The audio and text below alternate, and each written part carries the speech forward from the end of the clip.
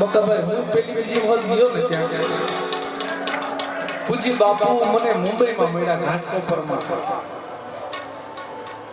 પૂજ્ય બાપુ મળ્યા પછી ગુરુજી મળ્યા.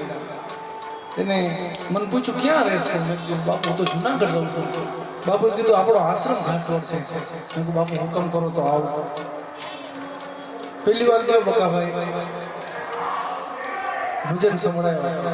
હું તો પાછો ગુરુવાણી ને એવું મને ઓછું આવડે છે, દેશી ભજનો ઓછા ફાવે. એટલે મને કીધું તને મોજ પડે એવા દાદાના રુદ્રેશ્વર દાદાના ભજનો સંભળાવો. ભલે બાપા.